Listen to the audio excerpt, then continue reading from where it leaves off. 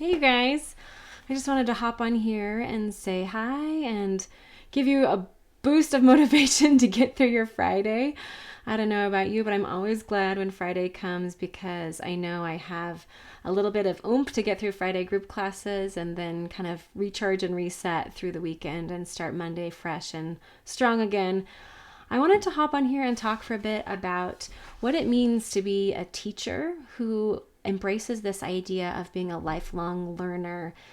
I don't know about you, but my pedagogy and my approach to teaching my instrument did not come all at once, but it came in waves of understanding. It came through watching my trusted mentors. It came through taking courses and experimenting and being open to the process of experimentation with my students and their families. And I would say that my pedagogical skills have developed over 20-25 years of teaching so far. And because of that, I feel as a teacher this imperative on the inside to be a learner, to put myself in the position of the student, put myself in the position where I'm trying to learn something just like they are. And one of the things that I've had so much delight learning in the last couple of years is learning more about music arranging, especially pop music arranging.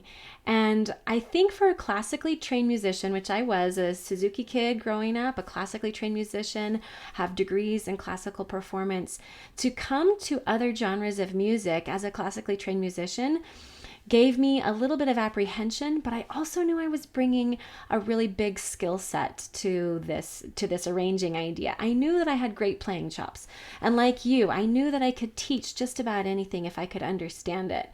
So I was imagining what it was like to be in the shoes of our students and thinking about they are becoming well-trained classical musicians, and at the same time, they are living in a culture and in a community where they will connect to their peers, to their family members, to their parents and grandparents through styles of music more than just classical music. They'll connect to their peers through pop music and the music of our culture and our community.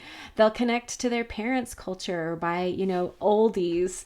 And, for my students that are teenagers now, the Gen Z generation, they love 80s music. And it makes sense because that's the music of their parents' generation.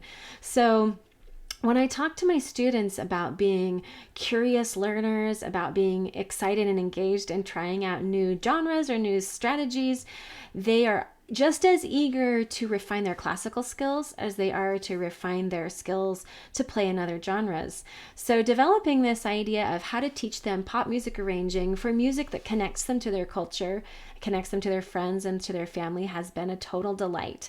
Now, secretly in my teacher heart, I am just over the moon that they are doing chord theory and learning about harmonic progressions and learning about, compositional layers and voicings, bass lines, harmonies, melodies. I'm just over the moon about all of that compositional technique they're developing through it. And they're having a great time because they're picking the songs they want to play and they're understanding it at deep levels. They're taking a song like off a lead sheet or off a piano vocal score and turning it into a 8-part arrangement. You'll see on our Instagram account, 6 to 8 to 10-part arrangements of pop songs off a lead sheet, which lead sheet doesn't give you tons of information, so that's a lot of creativity going into it. And more as I've seen teenagers just totally embrace this. The camp that we had earlier this summer, teenagers dived in, they loved it, they had so much fun, they were totally engaged. And more of my colleagues are saying, hey, we want to learn this too, because we want to try it out with our students. So from one lifelong learner to another, we are having a Strings Pop free teacher workshop next week. There's 2 sessions of the same workshop. There's one happening on Friday, October 30th at 10 a.m. Pacific, and Sunday, November 1st, also at 10 a.m. Pacific. And just remember that Sunday is the time change. So you have that pesky, going from daylight time to standard time, but it's 10 Pacific both days. And I'd love for my teacher colleagues and friends to join me there. It'll be 90 minutes. I'm going to show you the step-by-step pedagogy process that I've figured out that works really well with teenagers. I'm going to share some handout resources. I'll give you some tips about how to do this and stay square with all your copyright stuff, because I know, being doing it according to what's legal is really important to teachers, and we don't want to get in trouble with infringing on the copyrights of other artists or on other publishers. So we'll talk about that too. I just wanted to make a vote of encouragement to my teacher friends out there who are maybe classically trained, who might think this isn't my wheelhouse. This is not something I'm going to be able to do or to learn.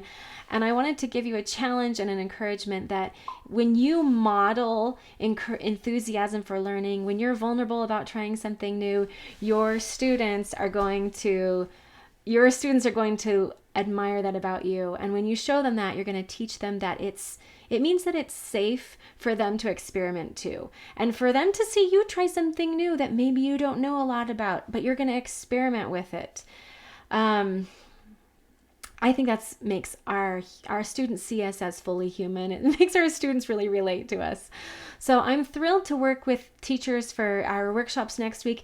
The only thing you have to do is go to the website, stringspop.com, and click in your email address for an RSVP, and I will send you the Zoom meeting code. It will be an interactive workshop. It's not just a live on Facebook. It'll be an interactive workshop where we talk in person. We're going to play together. We're going to create some arrangements together, and I think we're going to have a really good time. So if that sounds like something you want to throw into your weekend, please join me and please RSVP at stringspop.com and embrace this notion that you can learn.